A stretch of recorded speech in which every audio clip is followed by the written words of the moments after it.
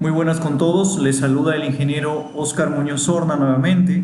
Primero que nada, agradecerles por la aceptación de nuestro canal, lo cual nos motiva a seguir exponiendo temas relacionados a la ingeniería estructural. Les invito a suscribirse si es que aún no lo han hecho para que puedan recibir las actualizaciones de las presentaciones que estaremos realizando posteriormente. En la descripción del vídeo también dejamos el link de nuestro blog donde podrán encontrar material que ya hemos compartido con anterioridad. En esta oportunidad hablaremos sobre el periodo de vibración estático, específicamente lo relacionado en el artículo 28 de la norma peruana E030. Si bien es cierto, para usar de manera válida un análisis estático, la estructura debe cumplir requisitos específicos, limitaciones en la altura, en su configuración, aún en estructuras que satisfagan los requisitos para usar un análisis estático. Hoy en día, con la ayuda de los software disponibles, es fácil y rápido implementar un análisis dinámico y el más usado, un análisis dinámico por superposición modal espectral. Sin embargo, siempre es necesario cuantificar el cortante estático para establecer el límite mínimo del cortante dinámico. Como sabemos, el cortante dinámico debe ser como mínimo el 80% en estructuras regulares y el 90% como mínimo en estructuras irregulares.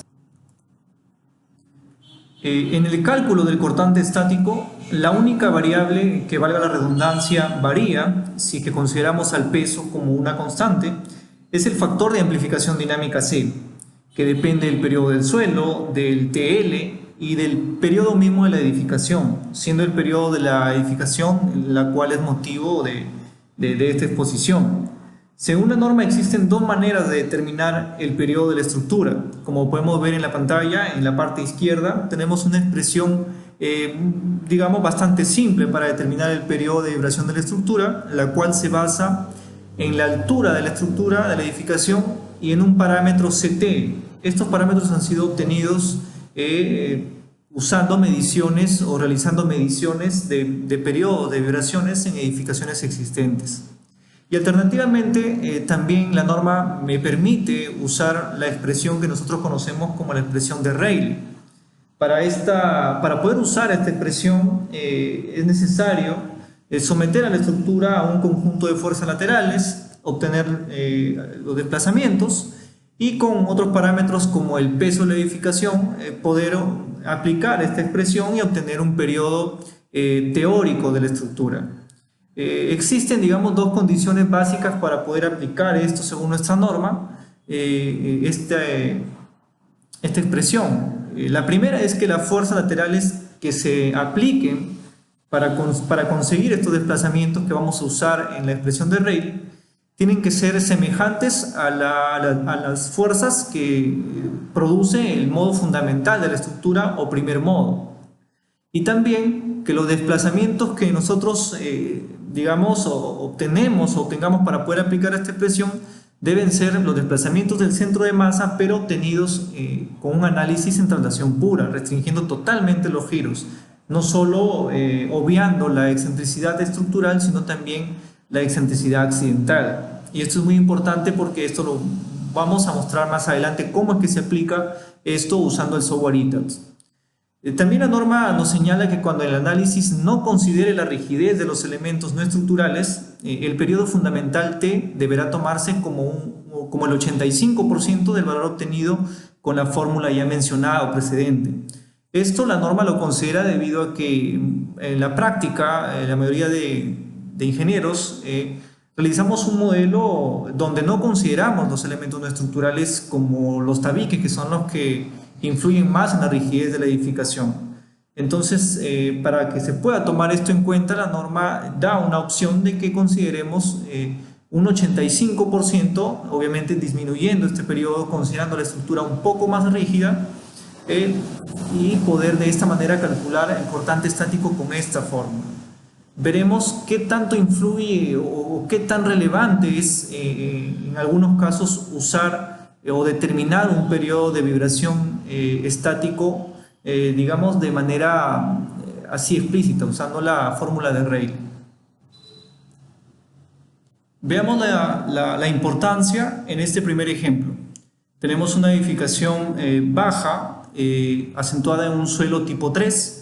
Tenemos que para este suelo el periodo de vibración del suelo TP es de 1 segundo. Nuestra estructura tiene un periodo de vibración de 0.25 segundos. Y si nosotros calculáramos un T estático usando la expresión de Rayleigh y aún más afectamos a esto por el 85% para considerar que no hemos modelado o no hemos considerado la interacción de los elementos no estructurales, este valor reduciría. Sin embargo, como vemos, todo se encuentra en un mismo nivel, en un mismo grado de coeficiente sísmico. Todos se encuentran en la plataforma de máximas aceleraciones. Por lo tanto, podemos concluir que si el T del edificio es menor que TP, no es relevante determinar un periodo estático porque SS no cambia, el coeficiente sísmico no cambia, ya que podemos asumir para C, para el coeficiente de amplificación dinámica, un valor de 2.5. En este segundo caso tenemos una edificación de 9 pisos con un sótano, donde está acentuada sobre un suelo tipo 1. Para un suelo tipo 1 tenemos que el TP es de 0.4 segundos. Para esta edificación tenemos un periodo de vibración fundamental de 0.84 segundos, un poco mayor, el doble, digamos, del TP. Y si calculamos nosotros un periodo de vibración estático y lo afectamos por el 85%, vamos a tener un periodo de vibración que aproximadamente se va a encontrar entre TP y el T del edificio. Y ahora, si nosotros queremos comparar los coeficientes sísmicos, tenemos que, considerando netamente el periodo de vibración del edificio, tenemos un coeficiente sísmico de C sub S. Pero si consideramos para el cómputo del cortante estático, tenemos un coeficiente sísmico mucho mayor. Y aquí radica la importancia de poder determinar un periodo estático, ya que si el T del edificio es mayor que TP, es relevante determinar un periodo estático porque el coeficiente sísmico cambia, aumenta, y esto también va a hacer que los factores de escala que vamos a calcular van a cambiar, van a aumentar. Para que ustedes tengan una idea de cómo funciona esta expresión de Rayleigh, vamos a ver una deducción teórica muy simple, que es utilizando el principio de conservación de la energía. Si tenemos este sistema de estructuras, tenemos una distribución de fuerzas en altura, los pesos y los desplazamientos que se producen tras la aplicación de estas fuerzas, podemos decir de que existe una energía potencial en el sistema que es igual a un medio de la fuerza por el desplazamiento, esto en cada nivel, pudiendo simplificarlo y obtener un medio de la sumatoria de las fuerzas por los desplazamientos. También tenemos que en esta estructura o en este sistema actúa o tenemos energía cinética, la cual la podemos definir como un medio de la masa por la velocidad al cuadrado. Esta velocidad la podemos correlacionar mediante relaciones espectrales y decir de que es equivalente a la frecuencia por los desplazamientos y todo esto al cuadrado. También que la masa es igual al peso entre la aceleración de la gravedad. Podemos operar todo esto y obtener la siguiente expresión simplificada para la energía cinética, diciendo que es igual a lo que se muestra en pantalla. Si nosotros aplicamos el principio de conservación de la energía y decimos que la energía potencial es igual a la energía cinética, tenemos esta igualdad que es simplificando o despejando la variable frecuencia, y sabemos que la frecuencia es igual a 2pi entre el periodo, obtenemos esta fórmula y despejando t obtenemos lo que nosotros conocemos como la expresión de Rayleigh. Ahora realizaremos un ejemplo aplicativo. Vamos a usar un edificio de 10 plantas con 2 sótanos ubicado en un suelo 1 y en la ciudad de Lima. Tenemos aquí el modelo matemático del ejemplo que se va a desarrollar y vamos a ver primero los modos fundamentales y sus participaciones modales para poder observar y elegir una dirección para este ejemplo. En este caso vamos a usar la dirección Y, y el modo fundamental correspondiente es el modo 1, donde tenemos 0.96 segundos como periodo de vibración en la dirección Y. Entonces, lo que corresponde es primero determinar la tendencia o el juego de fuerzas laterales que se le va a aplicar a esta estructura. La norma me dice que tiene que ser coincidente con el modo fundamental. Entonces vamos a ver acá, vamos a determinar, vamos a obtener de estos gráficos los cortantes en el piso, productos del modo 1. Los podemos ver que se encuentran en esta tabla también. Podemos sacarlo de la parte bottom o lo de la parte top, cualquiera de ellos es válido. Vamos a copiar, obviamente, lo de la dirección Y. O lo podemos mandar directamente a una tabla de Excel.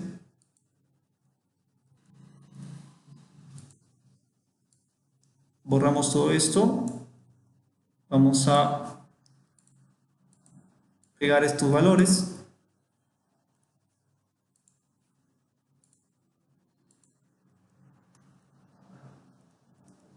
Perdón. Estos valores. Y vamos a, primero,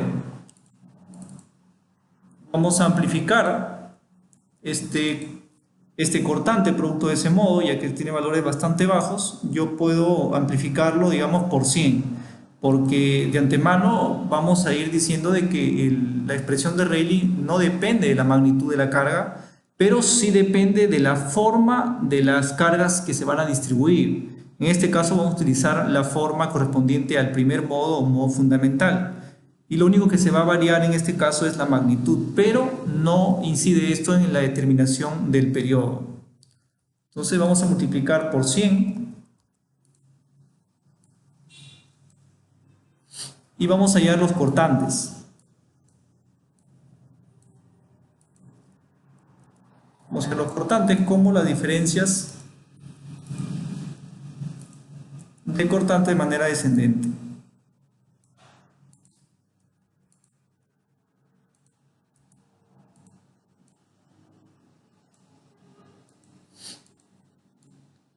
Ahora bien, solo van a servir o no vamos a hacer uso de las fuerzas que están en los pisos, más no lo que están en los sótanos. Entonces para ello solo dejaremos desde el piso 3 porque los dos primeros vienen a ser niveles de sótano. Este es el juego de fuerzas que se le va a aplicar a la estructura. Para ello vamos nuevamente al modelo matemático, desactivamos el candado, vamos a definir una fuerza a la cual vamos a llamar fuerza lateral en Y. Vamos a crearla como una fuerza sísmica y donde vamos a utilizar fuerzas. Agregamos, modificamos esta fuerza y vamos a copiar estas fuerzas que hemos obtenido en la dirección Y. Vamos a quitar la excentricidad accidental porque todo esto tiene que ser ya no considerando rotaciones ni excentricidades, sino en traslación pura. Vamos OK, OK. Y solo falta un paso más que es digamos un paso clave para poder determinar correctamente o aplicar correctamente esta expresión. Vamos a nuestro modo de análisis y vamos a decir que el análisis solo lo haga en el plano. De esta manera vamos a restringir cualquier giro y vamos a trabajar netamente en traslación pura. Para nuestro caso, como vamos a trabajar en la dirección Y, vamos a dejar que todo el análisis únicamente se haga en el plano YZ. Vamos OK y corremos el programa. Finalizado el análisis, procedemos a extraer ahora los desplazamientos que ya han sido calculados en traslación pura, los desplazamientos del centro de masa, productos de la fuerza lateral. Podemos sacar los desplazamientos en la dirección Y. Como vemos en las columnas en la dirección X no tenemos absolutamente nada porque hemos restringido esa dirección de análisis, hemos trabajado únicamente en el plano. Entonces aquí tenemos los desplazamientos. Nos hace falta los pesos para poder aplicar la expresión. Esto también lo podemos obtener del modelo. Ver la masa por piso de cualquiera de las dos direcciones.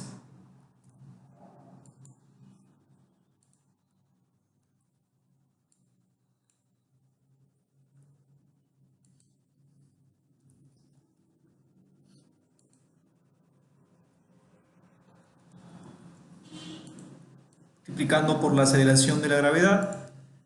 La siguiente columna sería peso por desplazamiento.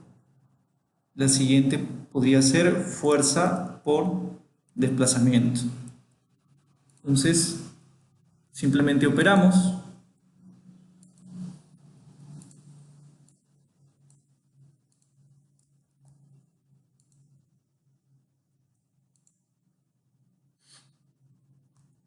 Esto es al cuadrado.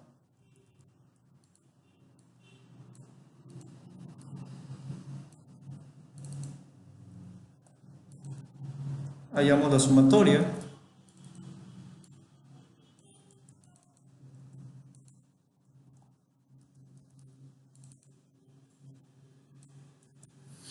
Y aplicamos la expresión que encontramos en la norma, que es igual a 2pi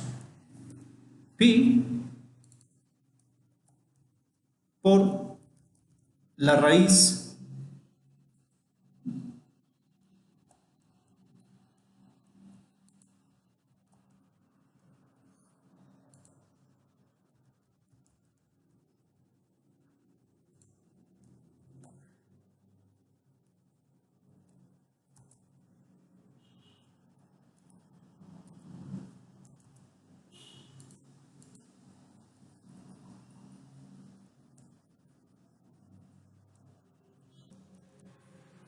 aquí hay un error, vamos a hacerlo nuevamente. Primero vamos a hallar el coeficiente de dividir estas dos sumatorias. Una de ellas está afectada por la aceleración de la gravedad y aquí se va a hacer un poco más sencillo decir que esto es igual a 2 por pi por la raíz cuadrada de este cociente y obtenemos un valor de 0.95 segundos. Esta sería la forma correcta de obtener el T de Rayleigh o el periodo de vibración estático usando la norma peruana de 0.30. También yo puedo obtener el 85% de este T si es que no he considerado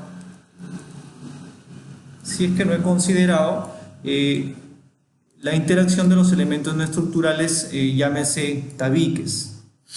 Ahora también les quiero mostrar algo acá, que como el análisis está restringido en traslación pura, yo también podría haberme valido únicamente de este análisis, del análisis modal en traslación pura, y puedo ver los resultados para la dirección Y.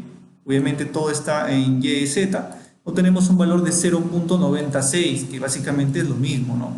Entonces pueden utilizar cualquiera de las dos formas: hacer este proceso en una hoja de cálculo o utilizar directamente el valor del periodo que les sale al analizar la estructura simplemente en traslación pura. Si se quisiera en la otra dirección, solamente habría que trabajar en la dirección XZ. Esperamos que haya sido de utilidad, que ustedes puedan haber aprendido algo más con esta exposición. Sin más, me despido, hasta una próxima oportunidad. Muchas gracias.